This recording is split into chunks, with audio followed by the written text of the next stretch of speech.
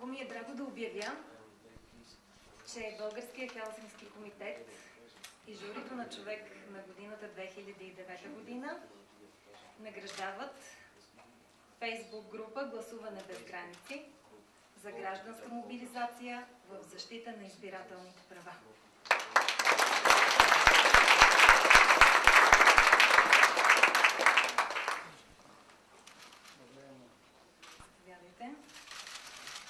Заповядайте. И още нещо.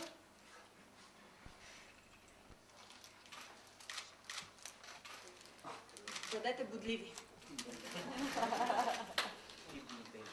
Тази награда е не само за мен, тази награда е за Даниел Горчев от Холандия, за Наско Чубанов от Франция, за Краси Гаджоков от Канада, за Зоя Милконова от Чили, за Таса от Австралия, за толкова много хора, които чието имена няма как да изброят, включително за Полицията и за Валя, които са тук в залата, включително за Дим Дуков и за още 827 човека, които бяха наши членове към датата на изборите.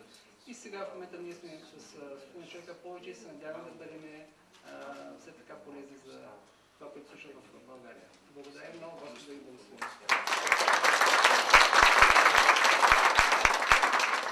Както са, едно, че е бодлив и се отбранява, но той е създание, което издържа на много тежки условия и се бори за живота си и продължава да живее. Затова ние даваме както си, а не просто цветя. Ще обобща какво до тук, какви до сега призове се получиха.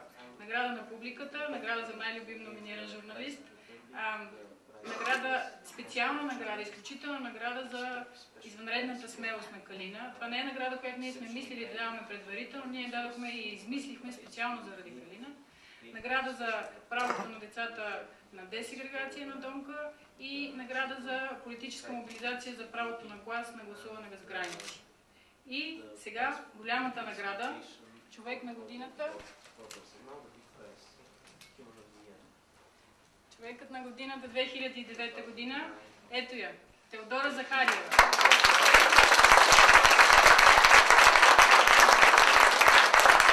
е човекът на годината.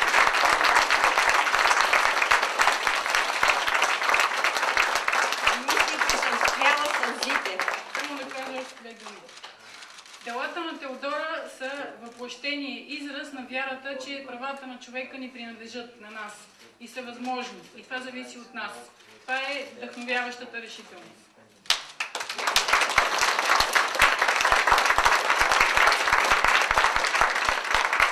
Мисля, че вече съм минала този разбливия период, обаче не може да се удържи на това нещо. Някаква ирония на съдбата има тук. И Български Хелзинкски комитет, мисля, че няма случайни неща в моя живот, явно и във вашия живот. Много интересно, че председателя на съдиите в България е тук. Вчера имаше един невероятен репортаж на канал 1 по повод нежеланието на съдиите да гледат колективните искове, които ние водим. Тази награда е, както аз го читам като своя инат, който проявих. Но тук в залата има един човек, без чийто професионализъм моето дело нямаше да бъде реално. Защото няма да скрия от вас, че борбата с институции, когато те са барикадирани в закони, е много трудна, за да можеш да отсееш своите права и да вярваш, че ти си прав. Това е Асен Георгиев и моля за вашите аплодисменти.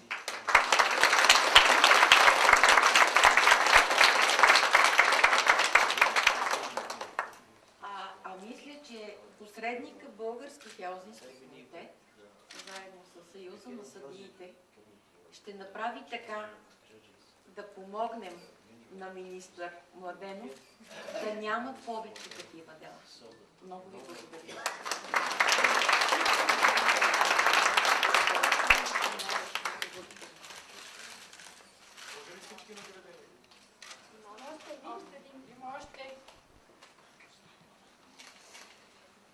И остава един последен награден, на който сега ще връчим награда.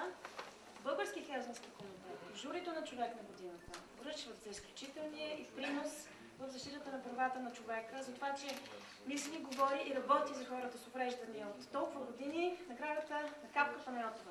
Капка,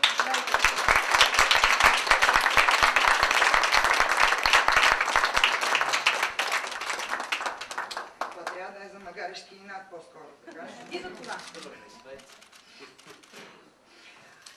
Здравейте! Аз съм много трогната и на първо място искам да благодаря на всички тези хора, които седат тук. Не в качеството им на това, че седат тук, а че всички те са били неотклонно до мен и до Центъра за независим живот в битката ни за правата на човека. И то не човека, а човека с увреждане, защото ние сме някаква малко по-различна категория, или поне сме били, надявам се повече да не бъде така.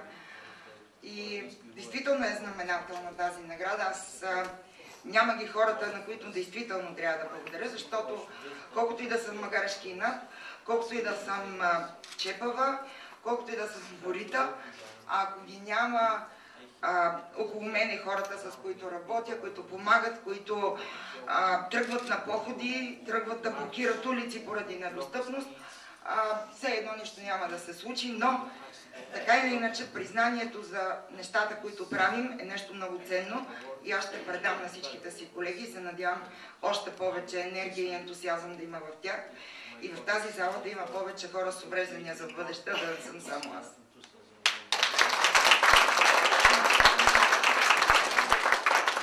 Мерси, вие сте голяма работа, честно. Не им завиждам на Оскарите. Това е отдавано. Извинявайте. Виж сега, тук всички светят със своя светлина, така че не се притеснявай.